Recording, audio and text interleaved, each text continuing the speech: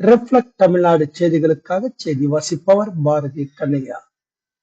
காஞ்சிபுரம் ஏகாம்பரநாதர் கோவில் அருகே சாலையில் இருசக்கர வாகனத்தில் சென்று கொண்டிருந்த பெண் தலைமை காவலருக்கு அரிவாள் வெட்டு.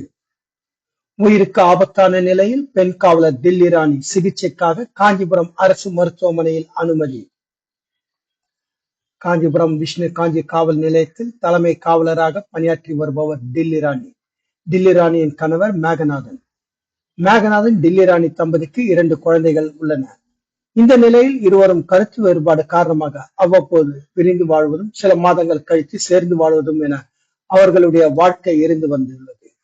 இந்த நிலையில் இன்று தில்லி ராணி காஞ்சிபுரம் ஏகாம்பரநாதர் கோயில் அருகே உள்ள சாலை தெரு பகுதியில் இருசக்கர வாகனத்தில் சென்று கொண்டிருந்த போது இந்தியன் வங்கி அருகே அவரது கணவர் மேகநாதன் வழிமறைத்து வாகனத்தை காலால் எட்டி உதைத்து பெண் காவலர் தில்லி ராணியை நிலை தடுமாறி கீழே விழச் செய்துள்ளார்.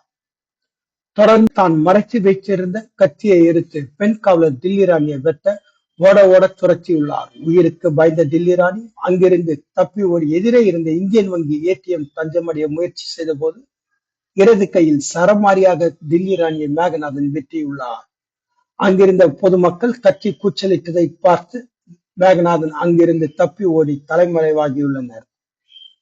காஞ்சிபுரம் அரசு மருத்துவமனையில் உயிருக்கு ஆபத்தான நிலையில் பெண் காவலர் தில்லி ராணிக்கு முதல் உதவி சிகிச்சை அளிக்கப்பட்டு மேல் சிகிச்சைக்காக சென்னை மருத்துவமனைக்கு அனுப்பி வைக்கப்பட்டார். சம்பவம் குறித்து வழக்கு பதிவு செய்த சிவகாஞ்சி போலீசார் தப்பி ஓடிய கணவர் மேகநாதனை தேடி வருகின்றனர்.